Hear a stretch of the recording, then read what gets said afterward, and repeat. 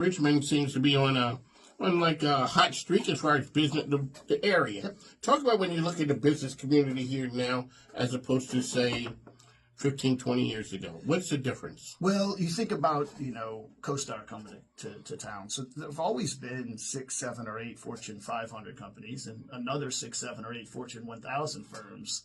But Circuit City is no longer here, but CoStar is. So I think we're always going to be home base to, let's just call it, a dozen Fortune 1000 firms. And that's incredibly helpful because it provides such a base of talented, driven individuals. And from an educator standpoint, we like those folks around. I think the thing that's changed is the rapidly growing mid-sized firms and the support for entrepreneurial community here in town. The ecosystem, you come over to campus sometimes for 1 Million Cups. What Dale Fickett is doing is great. But all over the region, I think there's really neat what Richard Winch is doing, down at Startup Virginia. For sure. There's just so much more, I think, for small to mid-sized businesses. And I'm a past president of ACG, the Association for Corporate Growth, and that's a wonderful place for people who are interested in growing. That's businesses. another where I see you on stage there a number of times. So shout out to Roe Mead, Lori Jennings, those guys for inviting me to come over, and Kelly Williamson, all the folks out there understanding the power of ACG. If I could, I think that's the richest conversation in town. I mean, I think for people who are interested in growing businesses or understanding, what M&A activity looks like, it wasn't really my area when I first got involved, but the head of investor relations at Markel said, you need to be involved in this conversation if you're going to represent the University of Richmond properly.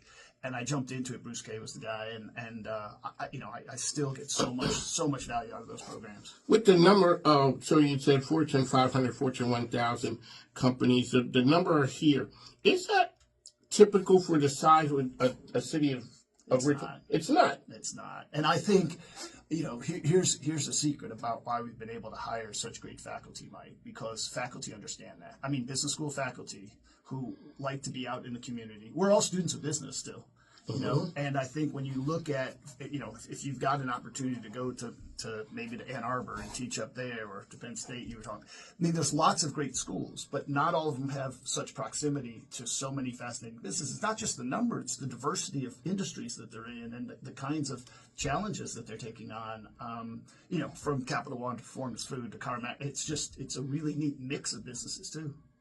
Because I would think that, and a lot of times people don't understand the size of those businesses for a town the size of Richmond.